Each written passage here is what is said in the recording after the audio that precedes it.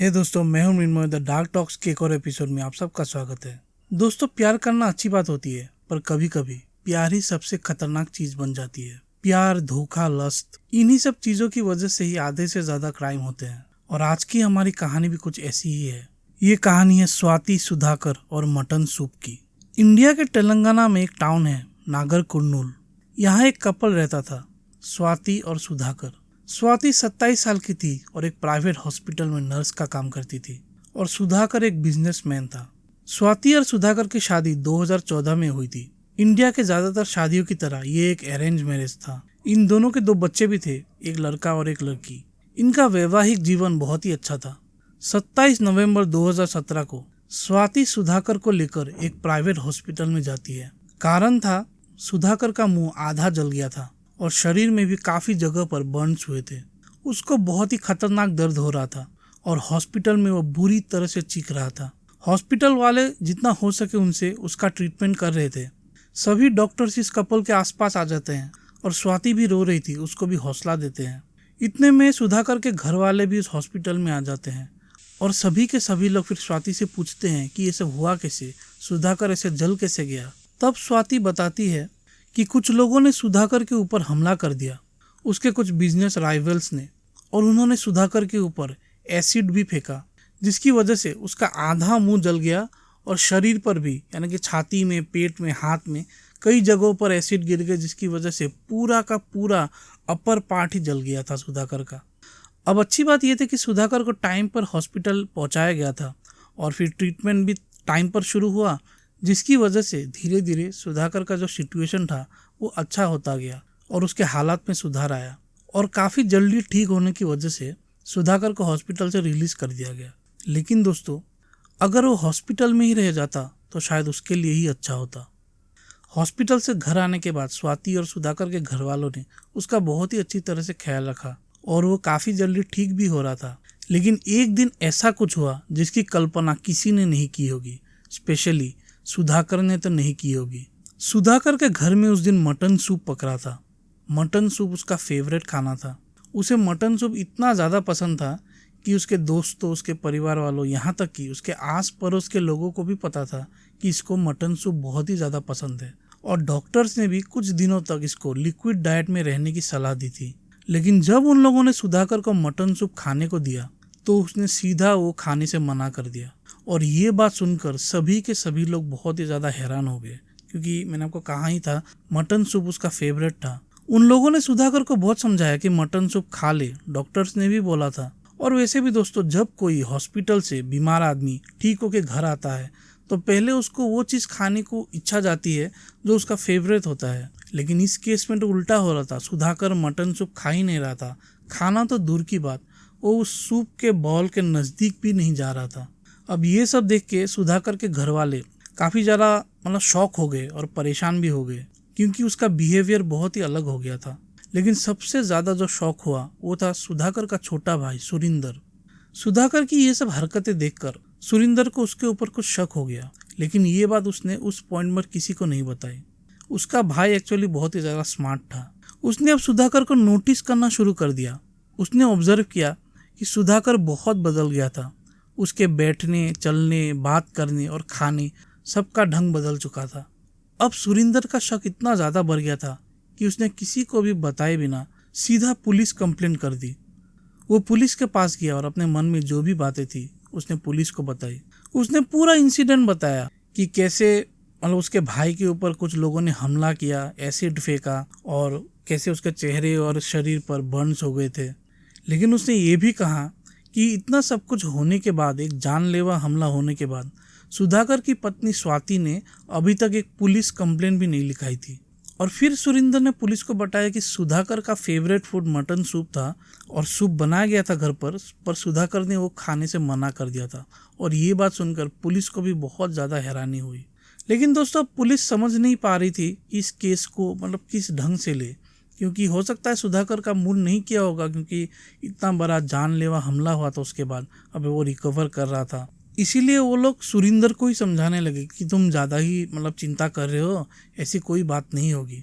लेकिन उसके बाद सुरिंदर ने जब अपना जो शक था वो पुलिस को बताया, तब पुलिस भी हैरान रह गई और सुरिंदर ने फिर पुलिस वालों को बताया कि मुझे शक है कि मेरे घर में सुधाकर बनकर जो आदमी रह रहा है वो सुधाकर है ही नहीं, वो कोई और है, यानी कि एक बहरूपिया है।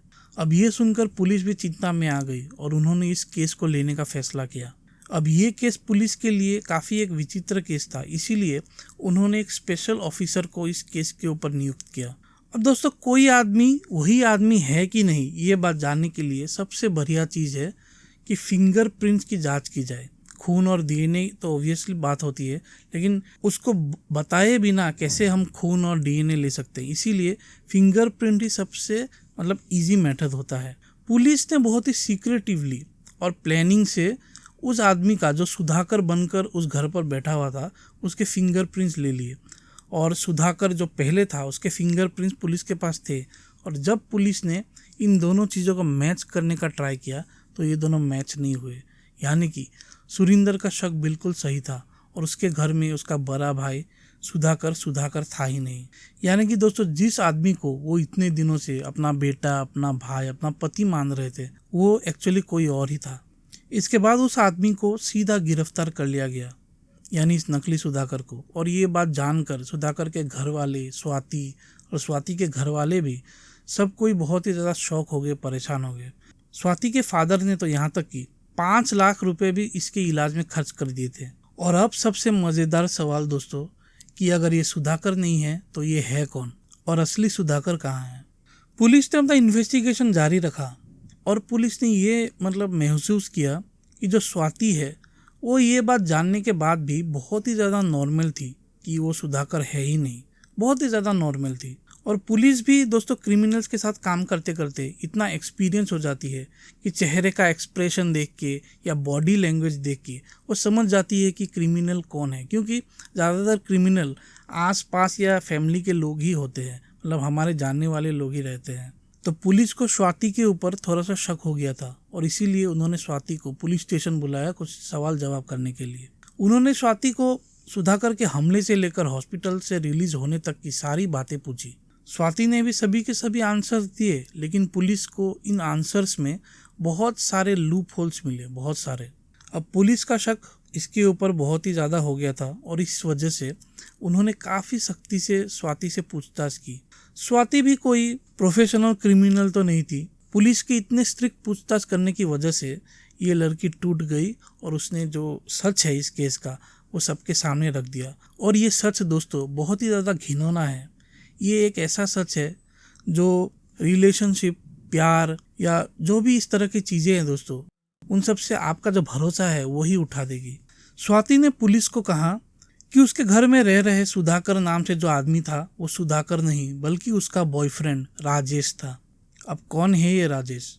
दरअसल दोस्तों हुआ ऐसा था कि 2014 में सुधाकर के साथ मैरिज होने के बाद इनकी ज़िंदगी ठीक ही चल रही थी, लेकिन जो स्वाति है उसके कमर में काफ़ी दर्द होने लगा था और दर्द इतना ज़्यादा बढ़ गया था कि नॉर्मल डॉक्टर्स उसका इलाज नहीं कर पा रहे थे। फिर किसी ने कहा कि एक फिजियोथेरेपिस्ट है, अच्छा है, उसके पास जाओ। तो ये दोनों पति पत्नी फिर उसके पास गए और उस फिजियोथेरेपिस्ट का नाम था राजेश। पहले तो सुधाकर अपनी पत्नी को फिजियोथेरेपिस्ट के यहाँ खुद ही लेके जाता था, लेकिन जो कि सुधाकर बिजनेस में बहुत ज़्यादा बिजी था, अपने परिवार के लाइवलीहुड के लिए वो काफ़ी मेहनत करता था, इसीलिए वो नहीं जा पाता था कुछ दिनों बाद। और स्वाति फिर इस राजेश फिजियोथेरेपिस्ट के पास अकेले जाने लगी। लेकिन कुछ दिनों बाद इन दोनों के बीच में दोस्ती हो गई, और दोस्ती काफ़ी गहरी दोस्ती हो गई इनके बीच। और ये दोस्ती कब कब प्यार में बदल गई इन लोगों को मालूम ही नहीं चला। और इस प्यार में इन्होंने कोई भी लिमिट नहीं रखी, यानी कि ये लोग फिजिकल रिलेशनशिप में भी आ गए थे। स्वाति और राजेश का ये जो अफेयर था वो डेली चलने लगा और बहुत ही ज़्यादा बढ़ गया था। ये अब उस स्टेज में आ गया था कि ये दोनों एक दूसरे को छोड़कर अब नहीं रह सकते थे। सोचिए दोस्तों, एक पत्नी, 2 बच्चों की माँ इस तरह से एक दूसरे मर्द के साथ रिलेशनशिप में आ गई थी। अब यहाँ तक सब कुछ ठीक था। अगर स्वाति को समझो सुधाकर पसंद नहीं है तो उसको डिवोर्स दे दे, फिर राजेश से शादी कर ले। लेकिन स्वाति ने ये फैसला नहीं किया। स्वाति ने कुछ अलग ही प्लान किया। उसने सोचा कि उसकी और जो सुधाकर की मैरिज थी वो काफ़ी नॉर्मल थी, अच्छी चल रही थी, इसीलिए सुधाकर को डिवोर्स देने का कोई भी मतलब ऐसा बहाना नहीं था स्वाति के पास। और ऊपर से सुधाकर काफ़ी पैसे वाला था, प्रॉपर्टी वाला था। तो अगर स्वाति ने सोचा कि अगर मैं इसको डिवोर्स दे दूंगी तो प्रॉपर्टी कैसे मिलेगी, मतलब उसका भी लालच था उसको। अब दिमाग में जब हरामीपन घुस जाता है तो आदमी सच झूठ या फिर राइट या रॉन्ग का अंतर नहीं जान पाता, और उसका जो दिमाग है वो मतलब बेलगाम हो जाता है। और ऐसा ही स्वाति के दिमाग के साथ भी हुआ। उसने राजेश मतलब अपने लवर के साथ मिलकर एक बहुत ही खूनी खेल खेलने का प्लानिंग किया। वो दोनों रोज मिलते, रोज फिजिकल रिलेशनशिप बनाते, और उसके बाद वो दोनों प्लानिंग करते कि किस तरह से इस सुधाकर से पीछा छुड़ाना है। ऐसे करते करते एक दिन स्वाति ने एक फिल्म देखी। इस फिल्म का नाम था येवडू। इस फिल्म में भी होता ऐसा था कि जो हीरो है वो अपना चेहरा जलाकर प्लास्टिक सर्जरी कर कोई और बन जाता था, और फिर वो उस दूसरे आदमी की लाइफ जीने लगता था। और ये फिल्म देखकर स्वाति के दिमाग में आइडिया है कि क्यों ना अपने पति को मारकर कहीं फेंक देते हैं, और फिर राजेश का चेहरा जलाकर उसको प्लास्टिक सर्जरी करवाकर सुधाकर बना दूं, और फिर उसके साथ ही अपनी पूरी ज़िंदगी जीऊँ। उसने ये आइडिया राजेश को सुनाया। राजेश तो पहले ये बात सुनकर थोड़ा सा रिलक्टेंट हो गया, डर गया, लेकिन बाद में स्वाति ने उसको ऐसा इन्फ्लुएंस किया कि राजेश भी तैयार हो गया इस प्लान में शामिल होने को। इन दोनों ने मिलकर वो जो मूवी है येवडू उसको 20 बार से ज़्यादा देखा। प्लान को पूरा करने के लिए स्वाति ने राजेश को ट्रेनिंग देना भी शुरू कर दिया था, यानी कि सुधाकर कैसे चलता है, कैसे कपड़े पहनता है, उसका वेट कितना है, उसके हेयर स्टाइल कैसे, सब कुछ राजेश धीरे धीरे सीख रहा था, क्योंकि उसको नकली सुधाकर बनना था। फिर ऐसा करते करते वो दिन आ गया था जब ये खून होने वाला था।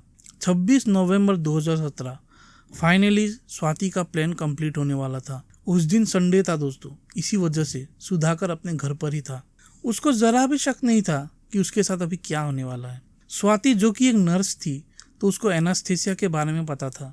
स्वाति ने एनास्थेसिया से अपने पति सुधाकर को बेहोश कर दिया। फिर जो राजेश था उसको चुपके से घर के अंदर बुला लिया। राजेश घर के अंदर आते ही इन दोनों ने मिलकर एक रॉड से सुधाकर के सर पर वार किया और सुधाकर की वहीं पर मौत हो गई। उसके बाद उसका पूरा नामो निशान मिटाने के लिए सुधाकर का चेहरा उन्होंने बुरी तरह से मसल दिया। इतनी बुरी तरह से उसका चेहरा बिगाड़ दिया कि कोई उसको पहचान ना सके। फिर सुधाकर की बॉडी को एक चादर पर लपेटकर वो पास के ही एक जंगल में लेके गए और वहां जाकर उस बॉडी को उन्होंने जला दिया।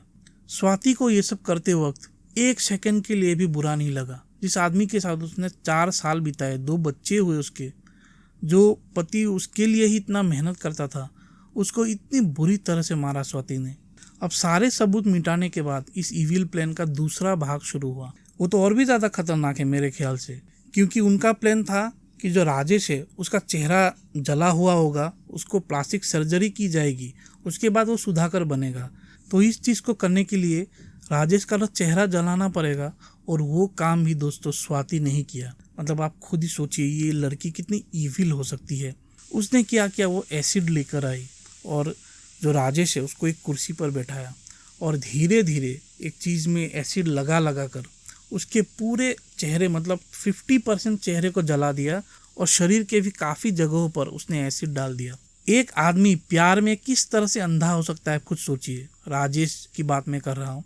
वो इसके प्यार में ऐसा अंधा हो गया था कि खुद को लाइव वो एसिड डलवा रहा था अपने ऊपर खुद। और स्वाति भी जिस चेहरे को उसने प्यार किया यानी कि राजेश को, उसी चेहरे को जला रही थी।